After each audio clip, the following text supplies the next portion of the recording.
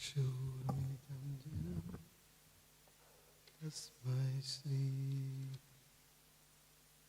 Gurave Namaha.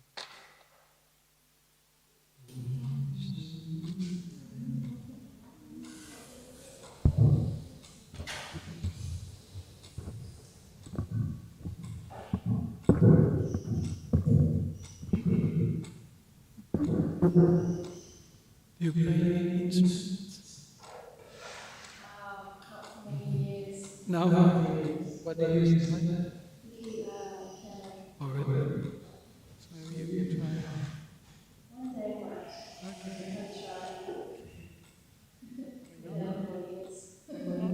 With no audience or with audience? Okay. Well, there's not much audience. You want to try?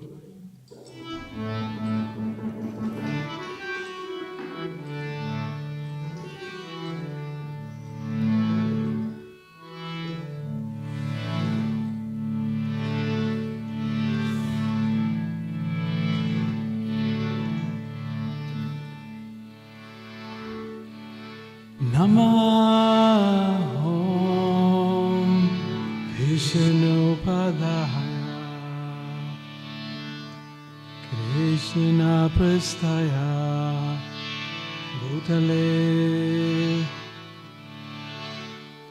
Srimate Bhaktivedanta Swami Iti Namine Namaho Vishnupadaya Krishna Prasthaya Bhutale Srimate Bhaktivedanta Swami Iti Namine Namaste Saraswati Deve Gauravani Pracharine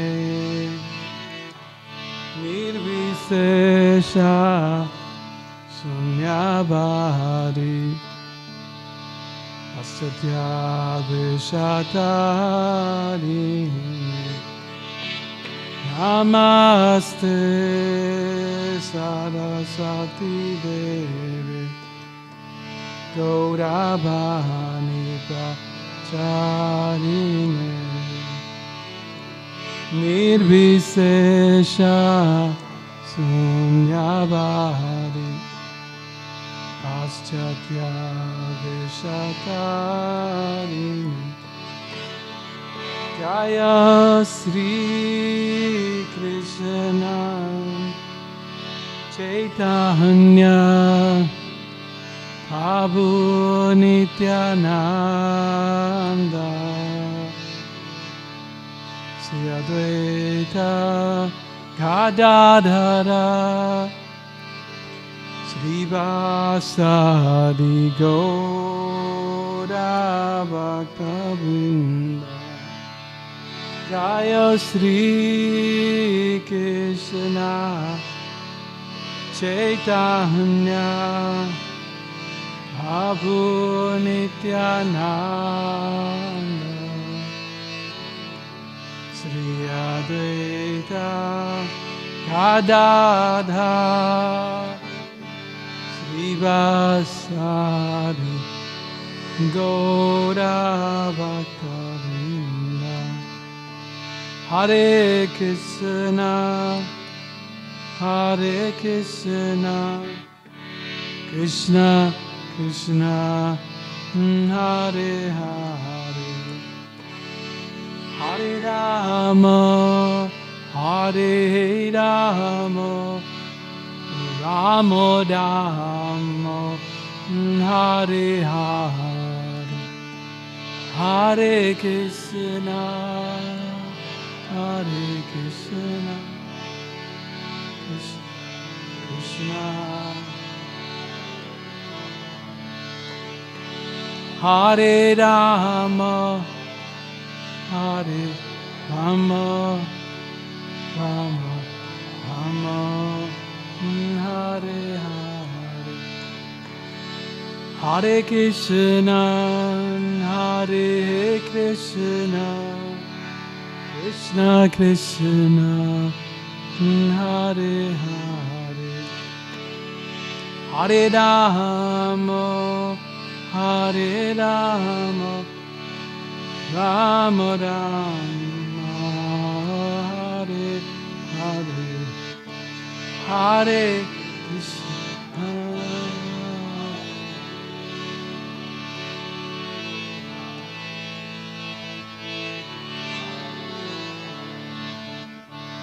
Hare Rama, Hare Rama, Rama Rama, Hare Hare, Hare Krishna, Hare Krishna, Krishna Krishna, Hare Hare, Hare Rama, Hare Rama, Rama Rama, oh Hare Hare, Hare Krishna, Hare Krishna, Krishna Krishna, Hare Hare, Hare Rama, Hare Rama, Rama Rama, Hare Krishna, Krishna Krishna, Hare Hare, Hare Ram,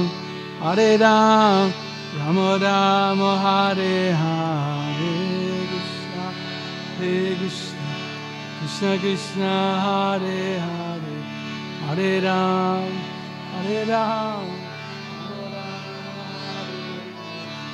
Hare Krishna,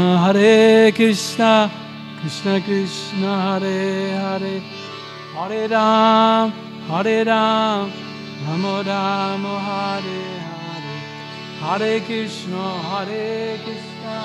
Krishna Krishna, Hare Hare, Hare Ram, Rama Rama, Hare Hare, Hare Krishna, Krishna Krishna, Hare Hare, Hare Ram, Rama Rama, Hare Hare, Krishna Krishna, Hare Hare, Hare Ram, Hare Krishna, Krishna Krishna, Hare Hare, Hare Rama, Rama Rama, Hare Hare, Hare Krishna, Krishna Krishna, Hare Hare, Hare Rama, Rama Rama, Nitai Gauda Haribo, Haribo, Hari Bol Nitai Gauda Haribo,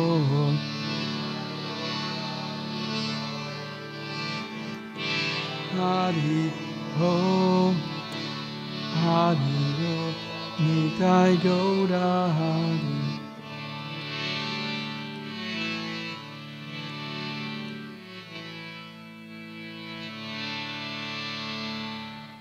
Srila Prabhupada ki jai, Bhagavad-Gita ki jai, Nitai Gaur Premanandi. Om Namo Bhagavate Vasudevaya. Om Namo Bhagavate Vasudevaya. Om Namo Bhagavate Vasudevaya. Om Namo Bhagavate Vasudevaya.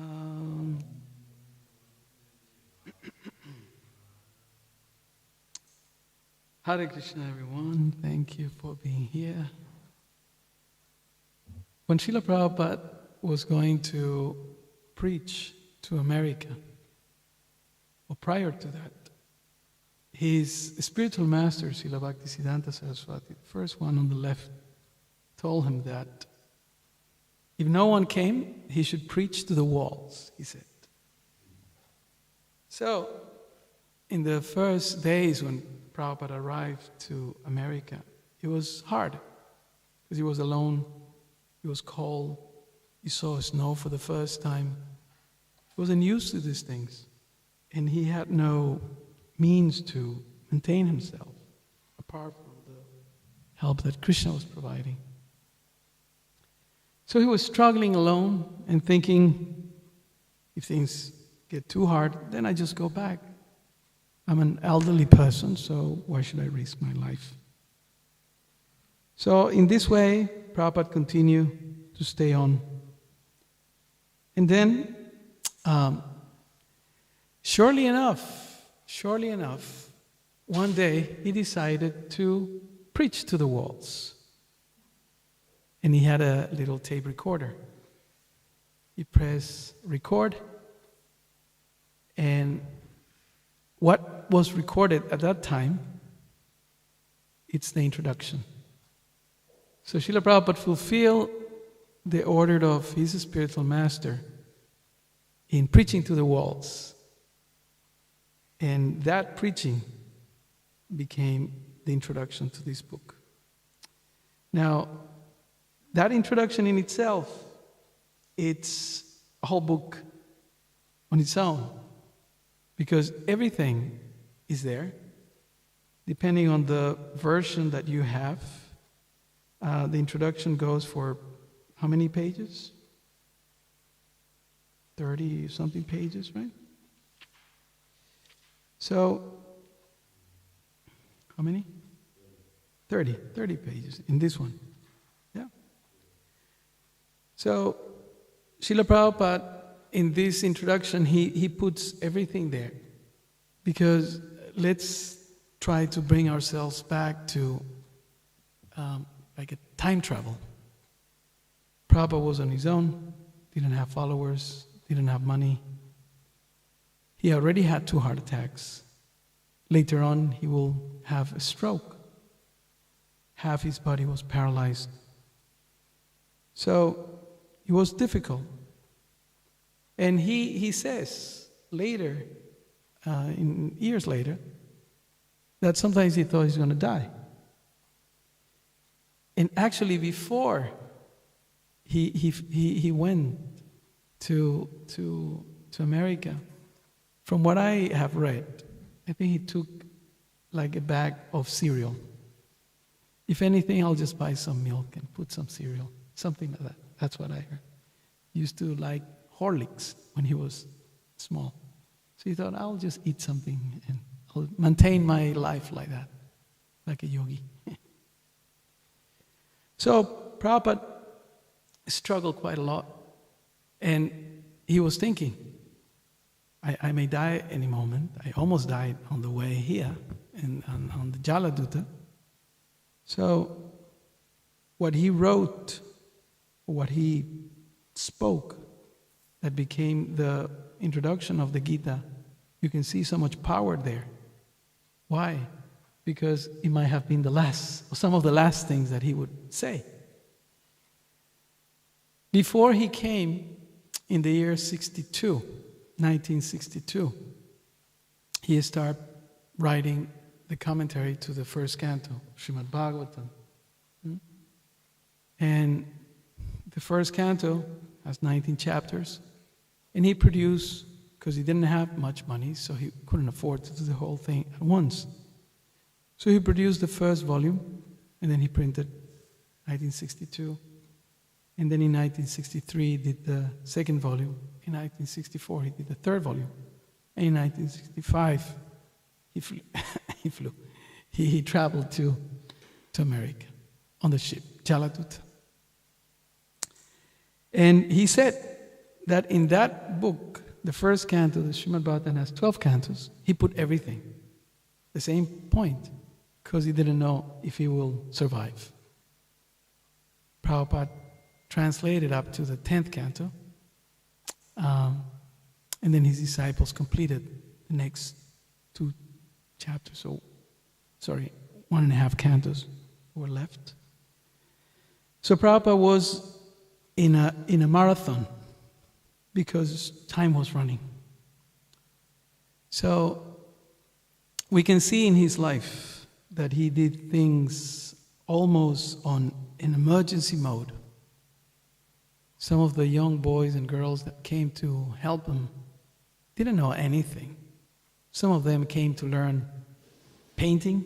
He said, I will teach you Indian painting. And then he started preaching to them. I'll teach you Sanskrit. You'll write on a blackboard the Om. And then he'll start preaching to them. I'll teach you cooking. So then some people came to learn how to cook, help him. And then he started preaching to them. I'll teach you Indian music. I'll teach you stories and things like that. And everyone who came to him ended up being preached by Srila Prabhupada. So he was very intent on presenting Krishna consciousness as it is.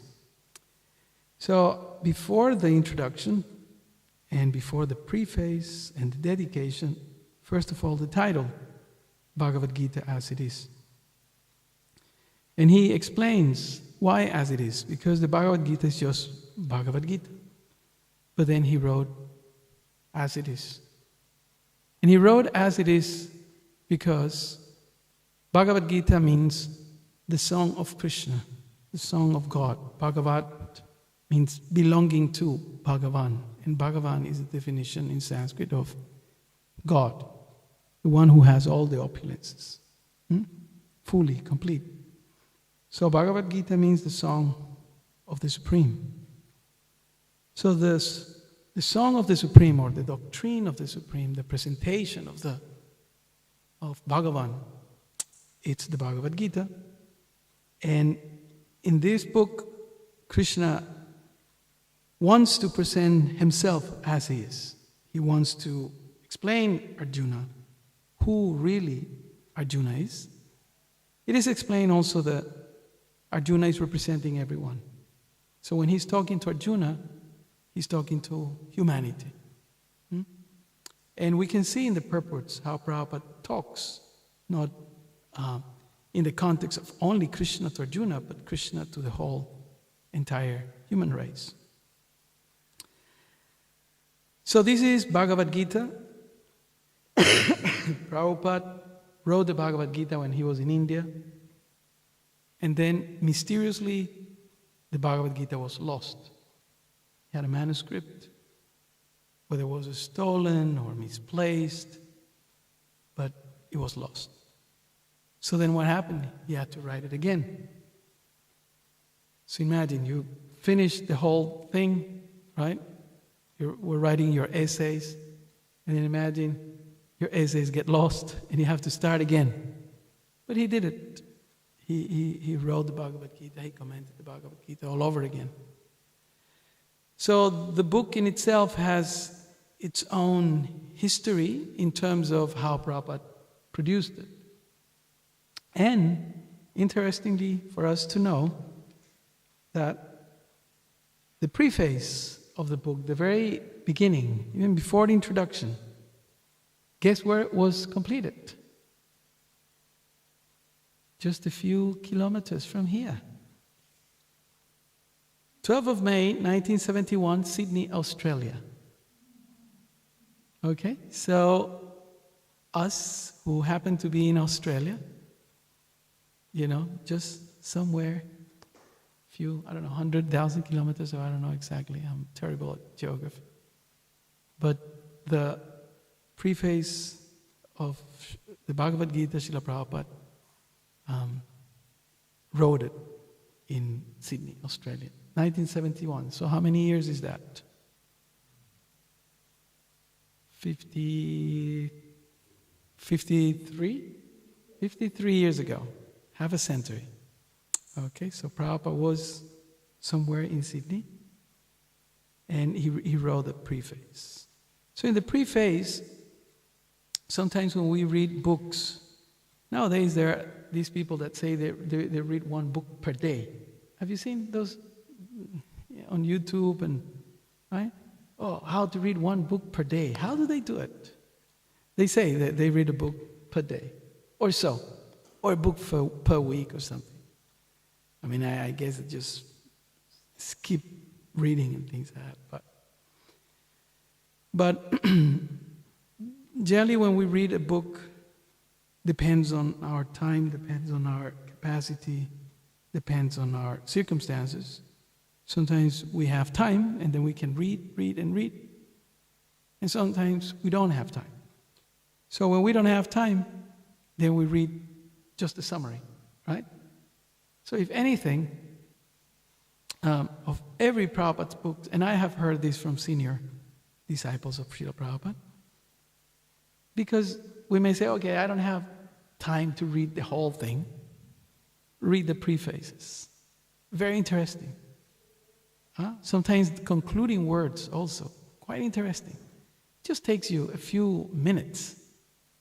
But in those prefaces, which is just 1 or 2 pages, you can find something really impactful that Srila Prabhupada says.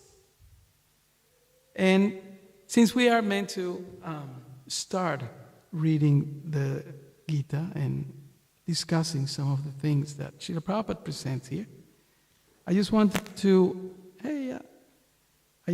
to mention or to read something that Srila Prabhupada says is the purpose of the Bhagavad-Gita. And the purpose of Bhagavad-Gita is to become a pure devotee. Right?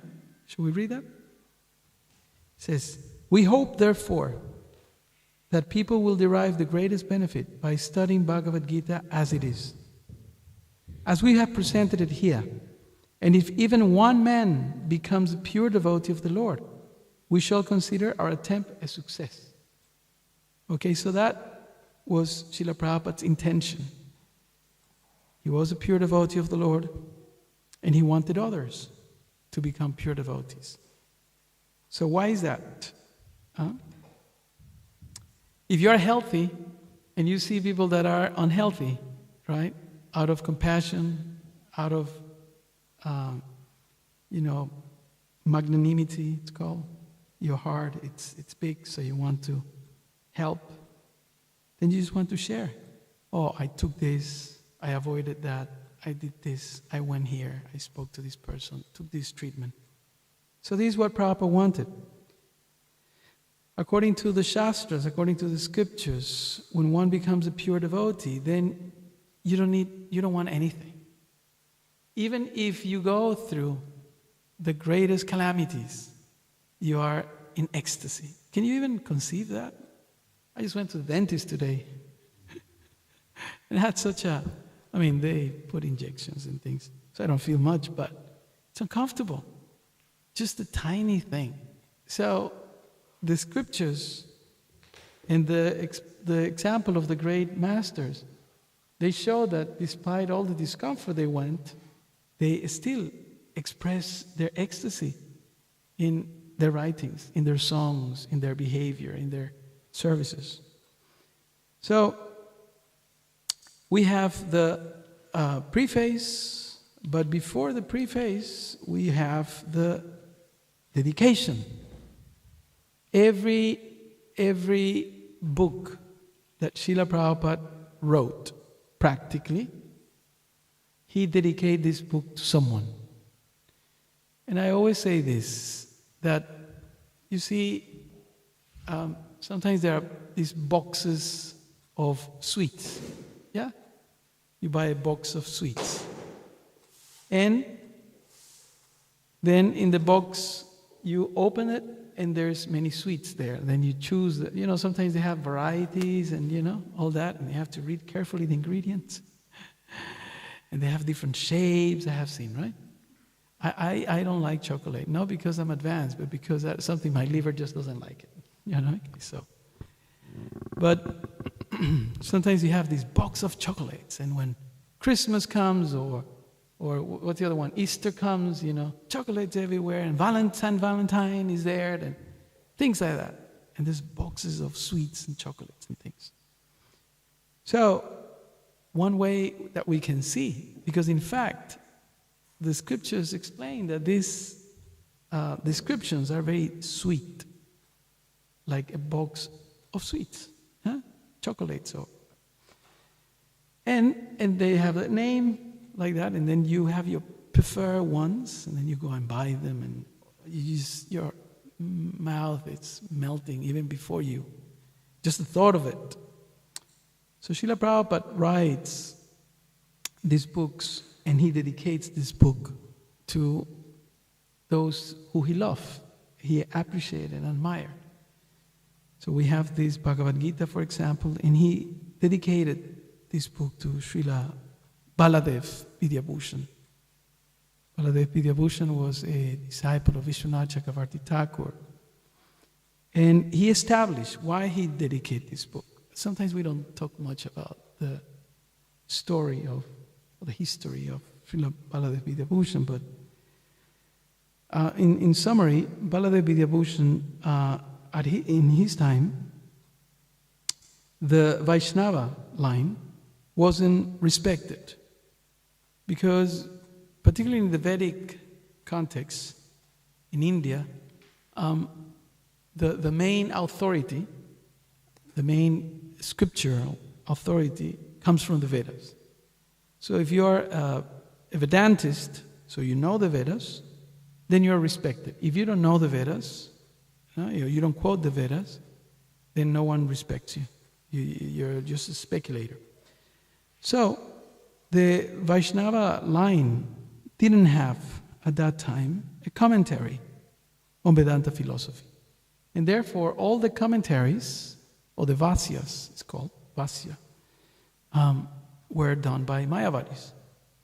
Mayavadis means those who believe that the Supreme has no form, the Supreme has no real defined name, it's just something that we feel, and amorphous, etc.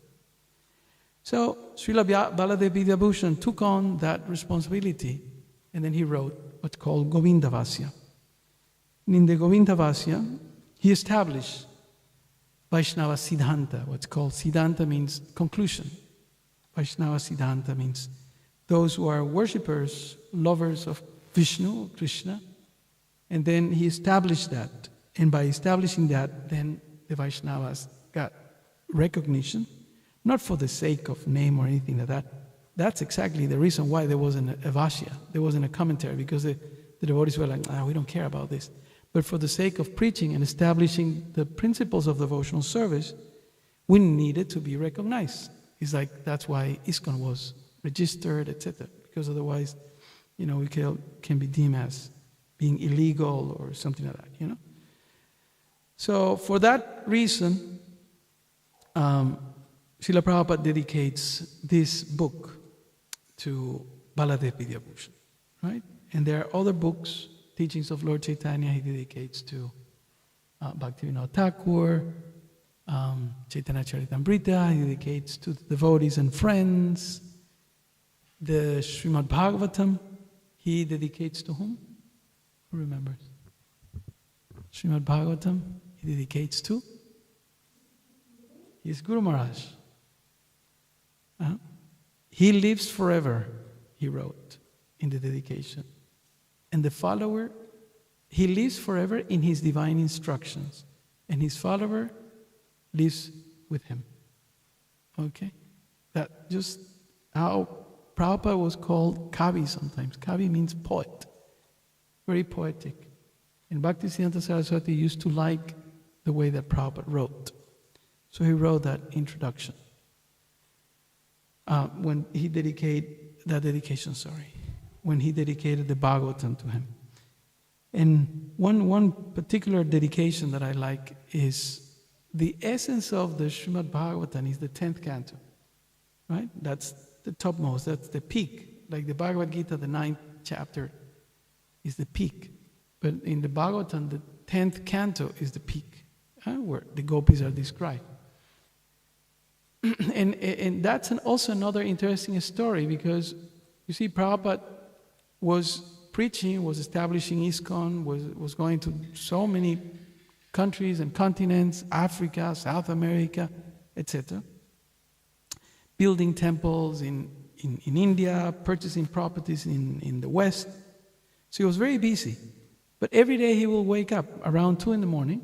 He will go to bed, depends, 9, 10. 2 in the morning he will wake up, and then he will start writing, dictating, translating. So he was running, and the movement was expanding, and he had to manage. Sometimes he had to fly to the other side of the planet because there was some issue, because there was some matter that he had to personally deal. So what was happening is that just as time was running, then his intensity in terms of he wanted all the books out.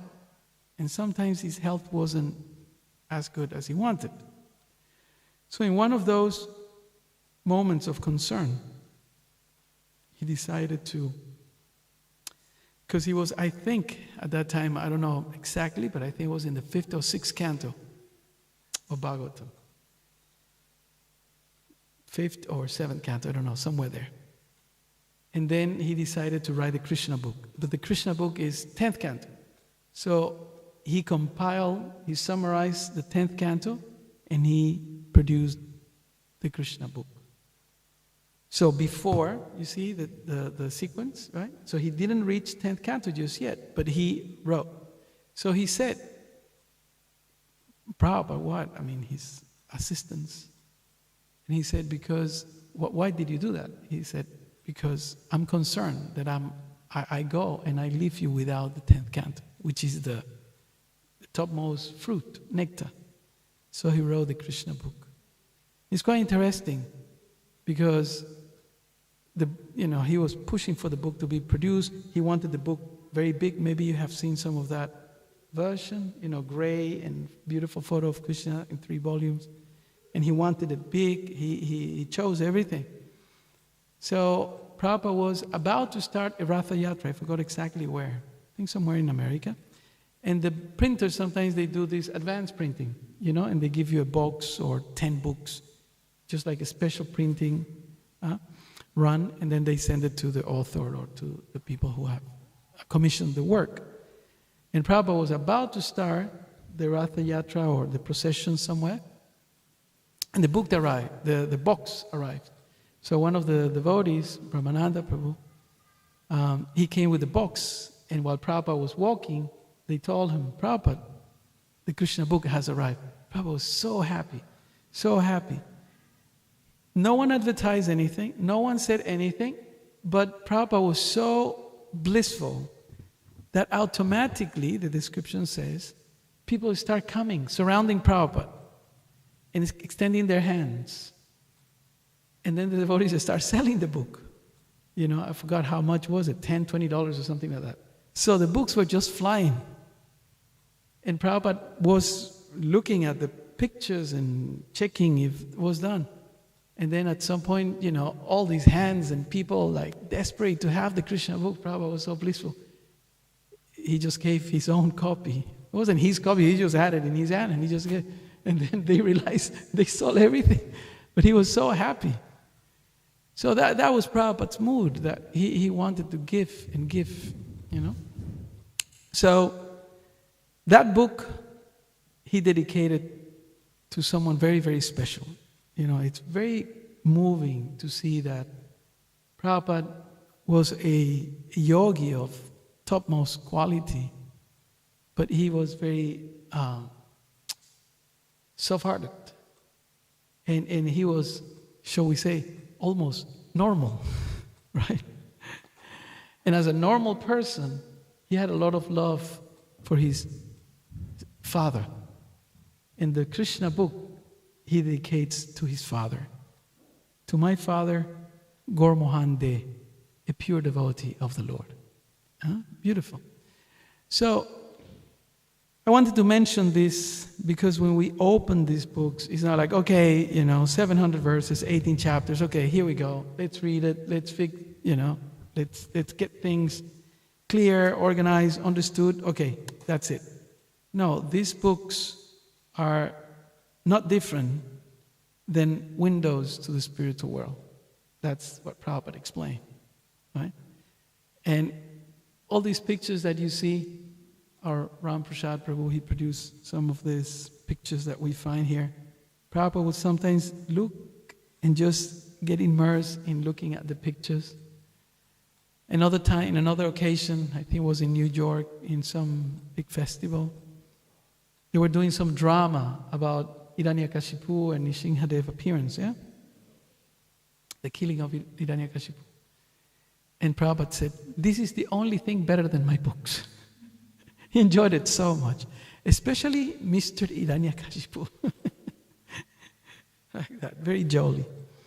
So when we open these books, we have to understand that there was a lot of work, a lot of endeavor that Prabhupada put in producing these books, mass productions, and in every word he says. One time he told the devotees, he was reading, and the devotees came in, surely you have heard this, and then he said, I didn't write this book. No? So the devotees were like, obviously, but they didn't say anything. I didn't write this book. And then he said, Krishna came and told me each word of this book. That's what he said. He didn't say it once, he said it a few times. So, the intention of saying all this is that these books are very, very powerful, and just one of them can change our lives. So today we wanted to mention something about preface and also the introduction. The introduction in the first verse that he refers to, I think is from the Gautamiya Tantra, this Omagyana Timirandasya. And this morning we were discussing in Bhagavatam class that Agyana means, it's the opposite of Jnana. Jnana means knowledge, Agyana means ignorance. So in spiritual terms, Agyana or ignorance also is compared to darkness or blindness. Just like now, if we don't turn on the lights, you cannot see. I don't know how bright the moon is, but if there's no light, you cannot see. This is the nature of this material world. So, in spiritual terms, if there's no knowledge, you cannot see, you cannot know, we cannot know where to go, how to go there, where we are. We can. Right? So that's the meaning of this verse. Oma Jnana Timirandasya Jnananjana Salakaya. So Vedic wisdom uses analogies. And the analogy here is light and darkness. And another analogy is that knowledge, it's like having a cataract removed from our eyes, and then we can see. Cataracts are something that it's like a, what do you call that? Like a thin layer, right? And then it covers the eyes, so you cannot see. So Jnananjana Salakaya, Chaksud means eyes. Unmilitam, they are open. Jena Tasmai Sri Gurave Namaha. Therefore, the disciple, the devotee, offer obeisance to the spiritual master. Tasmai Sri Gurave Namaha. And then he goes on, including what's called, in Vedic terms, the Mangala Charana. The Mangala Charana refers to, that's a standard practice for Vedic writings. In the beginning, there should be Mangala Charana, which means all auspiciousness. And it's quite interesting because in other books also that Srila Prabhupada wrote, particularly in the Nectar of Devotion, which is a summary of the Bhakti Rasamrita Sindhu by Rupa Goswami, there is a nice prayer, and Prabhupada refers to that prayer. He says that Rupa Goswami here offers the Mangala Charana, which is generally respects, glorification to your superiors, to your predecessors. And you acknowledge that what you have been given.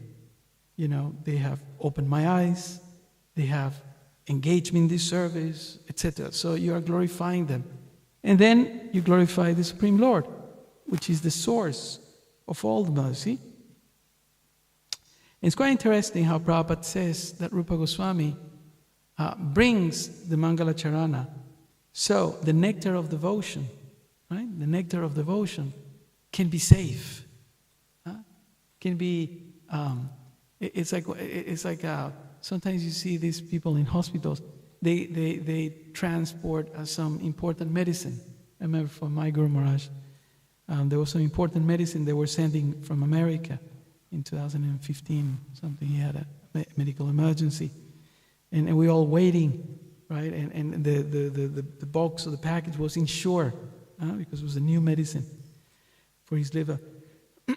So Rupa Goswami, it's describing the book that he wrote, Nectar of Devotion, as a very valuable medicine.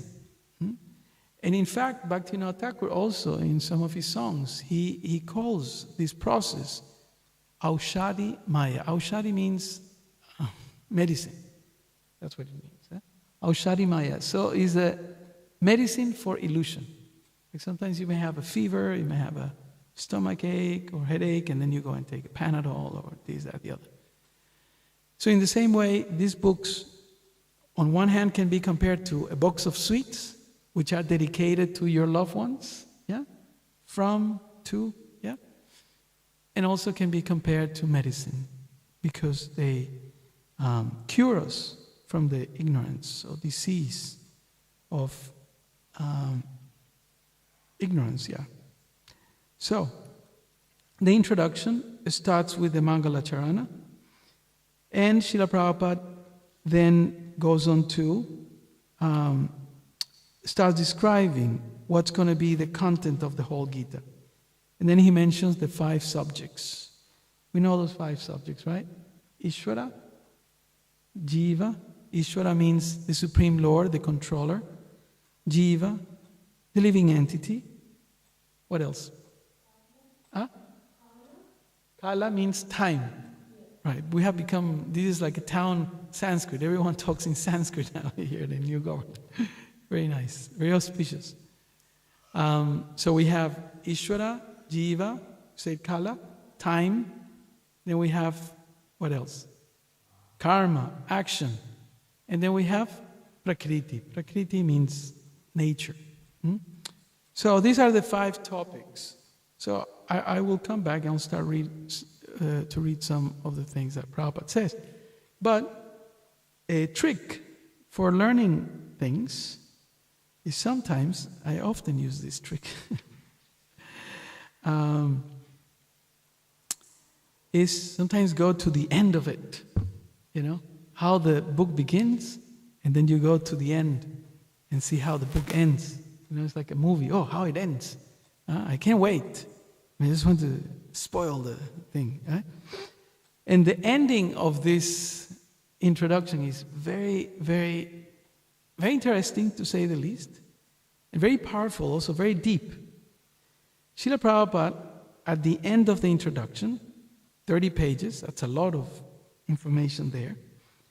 What he does at the end of it is that he includes what's called the Gita Mahatmya. And the Gita Mahatmya is expressed by one of the great acharyas of the Vedic world, Vedic knowledge, Sankaracharya. And he includes the different verses from this Gita Mahatmya, glorifying the Bhagavada-Gita. And particularly there's one, I just don't want to read all of them, but there's one, the last one, that is very beautiful, very poetic. And it says like this: Ekam Shastram Devaki Putra Gitam. Ekam Shastra means let there be one Shastra. Eka means one, and Shastra means scripture. Ekam Shastra Devaki Putra. Putra means son, and Devaki is the mother of Krishna. Gitam. Let this song be the one Shastra. Eko Devo Devaki Putra Eva. Again, we have that. Devaki Putra Eva. Let there be one divinity, one supreme, that same son of Devaki. Eko Mantra. Let there be one prayer. Eko Mantrastasya Namami Jani. Let that mantra, that hymn, that prayer be the one that glorifies you, your name. Karmapi ekam. Let there be one action. Karma is action. Tasya devasya seva. Service to the divine. Let there be that one. And this is how Prabhupada translates that. In this present day, this is commenting, but then the translation comes.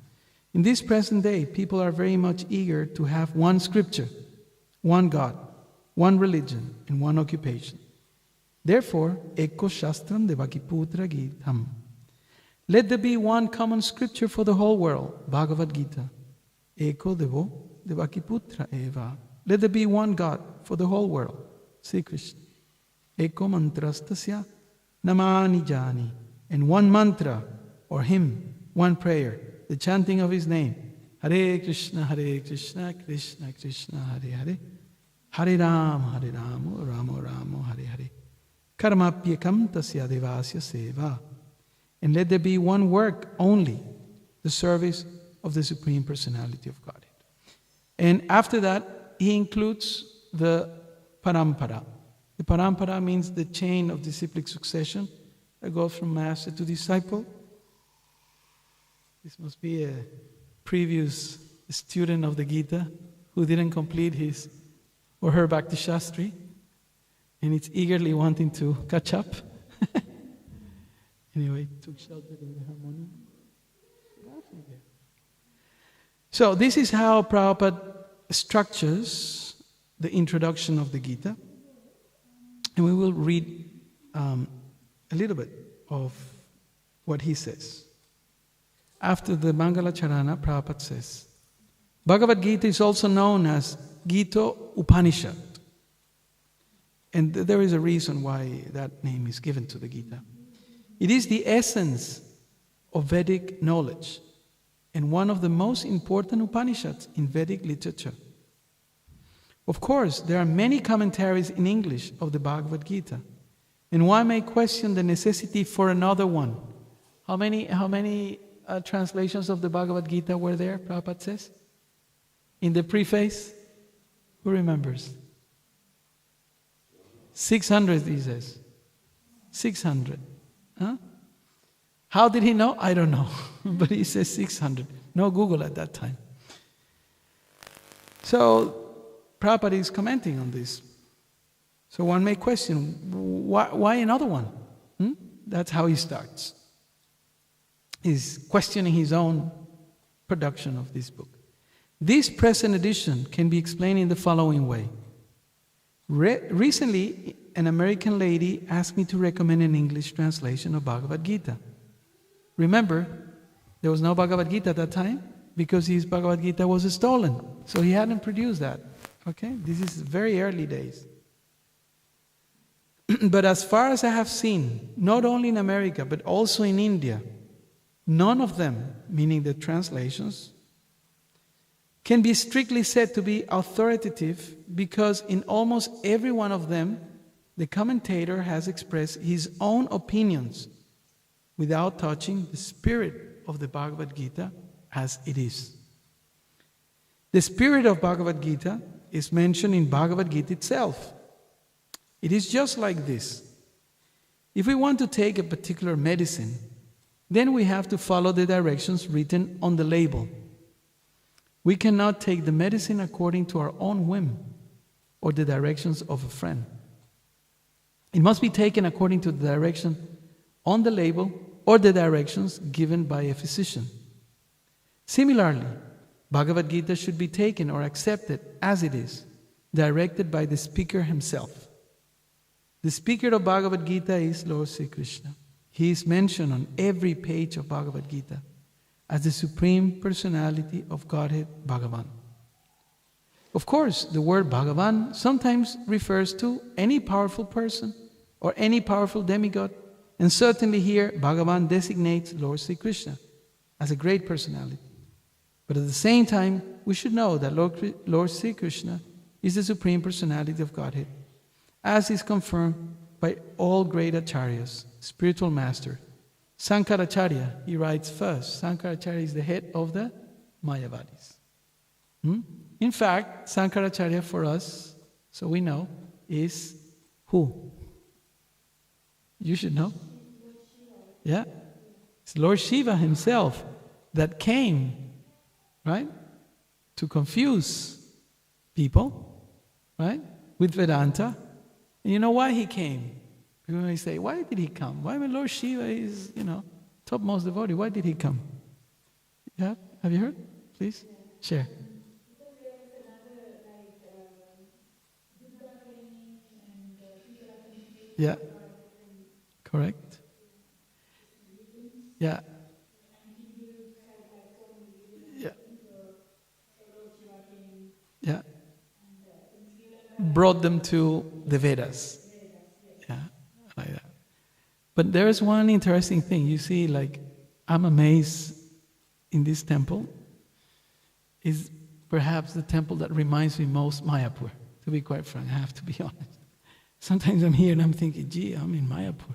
This is like a mini Mayapur. The floor is identical. And I'm amazed how the pujaris, you all dress the deities so beautifully. And how you contrast the colors. And it's impossible for me even to conceive how you can do it so quickly every single day. So one of the explanations that is given in regards of Sankaracharya's commentary, impersonal commentaries on the Vedanta philosophy, is that it's like when you put, sometimes here they put black backdrops, right? And then they put silver or gold, and then it enhances the beauty of silver or gold dresses and ornaments.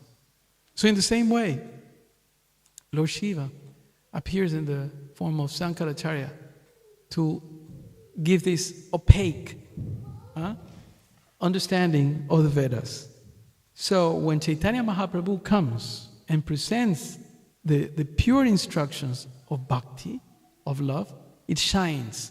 And the contrasting, it's so evident that, personally, I had a little attraction to what I thought was Mayavada. I didn't really know, but the energy and, But now, after a few years, it's just like, there's nothing compares to be with devotees, to chant the holy names, to read the Shastra. Nothing compares. It's not fanatism, it's just my little realization. So Prabhupada is mentioning these great acharyas: Sankaracharya, Ramanujacharya, Madhvacharya, Nimbarka Swami, and Sri Chaitanya Mahaprabhu, and many other authorities of Vedic knowledge in India. The Lord himself also establishes himself as the Supreme Personality of Godhead in the Bhagavada-Gita, and he is accepted as such in the Brahma Samhita. Brahma Samhita is the explanation or the revelation that Lord Brahma, the creator of the universe, shared after Krishna empowered him with that vision that he is the Supreme, a little boy, blue collar, playing the flute. I remember when the devotees told me this the first time, I thought, you gotta be kidding. You gotta be insane. My best friend was like, I was like, what are you on? What did you take? Please, let go of that. Yes, far out. God is a little boy and he plays eternally in the forest. And I was just, okay, all right, what else? Here I am.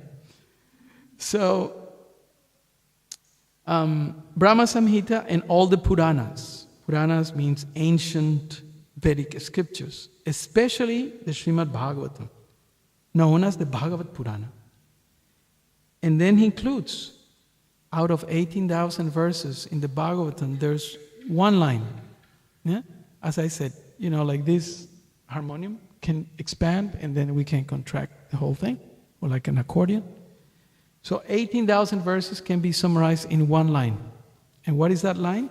Prabhupada, very cleverly, very expertly, has included this line here in the introduction.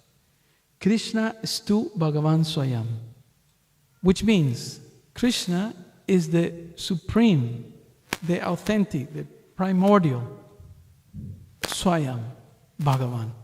He is the Supreme Personality of God.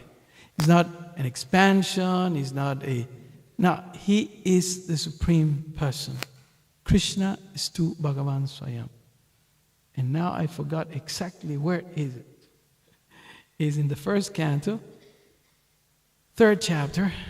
I think it's in text number 40, but don't whip me if I'm wrong. Krishna stu Bhagavan Swayam. Therefore, we should take Bhagavad-Gita as it is, directed by the personality of God himself. Okay, so that's the intro of Srila Prabhupada to the introduction of the Bhagavad-Gita. And then something interesting that Prabhupada does. As you can see, Krishna is also described as a great actor, right? And great actors know when to do an entrance, right? They know how to do it. Yeah, that's their skill. So in the Bhagavad-Gita, apart from so many wonderful things, Krishna doesn't really come onto the scene straight away, correct? He just comes out a little bit. He gives us a peek view of himself. In which chapter? First. Because it's all about Arjuna. You're not the body, you're not the mind, don't lament, you have to work, do your duty, fight for me, learn from a spiritual master, it's become peaceful. So when does he appear? Chapter? Before. 4. When he says, I have taught this to the Son God, to his, and then the knowledge was passed.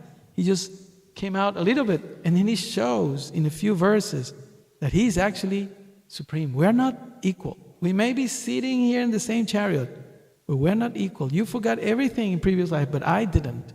And then he declares, by my own energy, I appear. Millennium after millennium, he gives those appearance verses. But then he shies away, let's say, and then keeps giving the lessons to Arjuna. Control your mind, become peaceful, and all that. And then in chapter 7, then he comes. Then he does the entrance. Then the trumpets are blown, and then the curtains are open, and then Krishna appears and says, be quiet, now listen, I will teach you who really am I. And that's knowledge of the Absolute. So, Srila Prabhupada is doing pretty much the same. He's mentioning briefly who Krishna is. And then he quotes those verses in chapter 4. Imam vivasote yogam, etc. And then Prabhupada continues commenting. Here the Lord informs Arjuna that this system of yoga, the Bhagavad-Gita, was first spoken to the Sun God. And the Sun God explained it to Manu. And Manu explained it to Iksvaku. And in that way, by disciplic succession, one speaker after another, this yoga system has been coming down. But in the course of time, it has become lost. Consequently, the Lord has to speak it again, this time to Arjuna on the battlefield of Kurukshetra. So the Bhagavad-Gita is eternal. The Bhagavad-Gita is presented to the great Sun God and the father of mankind, Manu, and the great kings of the past. But in time, like everything, things get lost. And then Krishna has to establish it again. So Srila Prabhupada, as you can see in the introduction itself, it's following the same sequence that Krishna is doing. These things are very subtle. And unless we read and analyze and think, we're not going to just read, okay, just pass the pages. It's 30 pages. A long introduction. right? An introduction of Srimad Bhagavatam, same. It's just like 40 pages, I think, you know? But if we read carefully, page by page, in the association of devotees, by the mercy of the gurus, etc., Krishna, then we can get these things. So, Prabhupada is showing us in his writing that he is understanding what Krishna is doing. He's understanding. He's just showing it, respecting the way that Krishna chooses to present himself. In the beginning, just slightly, I am the big lecturer, professor who taught yoga to these great personalities. But then later he comes full on in the middle sections of the Bhagavad-Gita. Okay, so we stop here. Srila Prabhupada started presenting Bhagavad-Gita in 1966, 3 times a week. Monday, Wednesdays, and Fridays.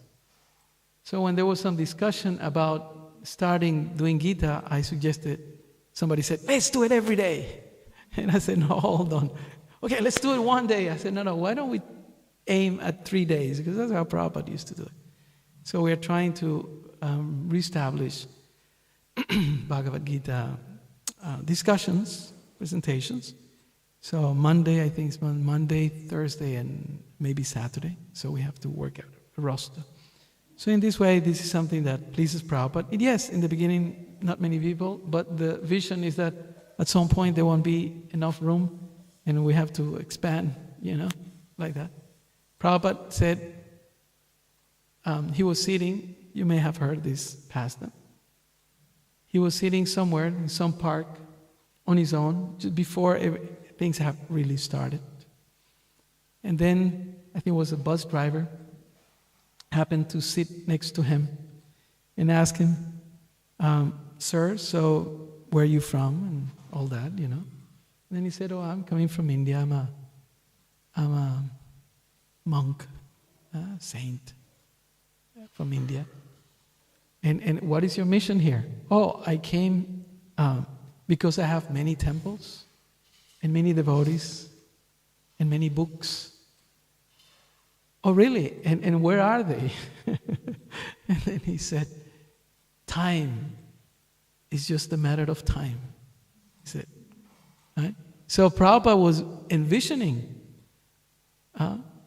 big things. Think big, he used to say, think big. And whenever devotees came and said, we did this, or we achieved that, he says, double it. So I know that this project is very, very successful, but if we can increase it, improve it, double it, as Prabhupada said, that will be good. So starting reading Bhagavad-Gita, and someone told me, don't get discouraged when not many people come, because the Goswamis used to be 2 or 3 of them, there are 6, but not all of them were together all the time. So just a few will come, and then slowly Krishna will start attracting others, and then, at some point there's no room. Like in Mayapur, there's no room. Every year, I remember in 2015 or 16, 12,000 people came for the Navadvip Parikrama. 12,000. It was a record at that time. And the TOVP temple that is being built is for 10,000. So it's already too small. It's already small. It hasn't been even inaugurated, not even open. It's already too small. So all the Swamis were up there on the stage, Ran Maharaj and others. And they say, that is the problem when you're dealing with the mercy of Krishna. It's so big that you cannot even calculate. You think, okay, let's do this big temple, and it's already too small because the mercy is flowing and flowing and flowing. But that is the power of this book and the other books that Srila Prabhupada produced that attracts everyone. Srila Prabhupada ki jai, Bhagavad-Gita ki jai, Gaur Premanandi Devo. Om Tat Sat.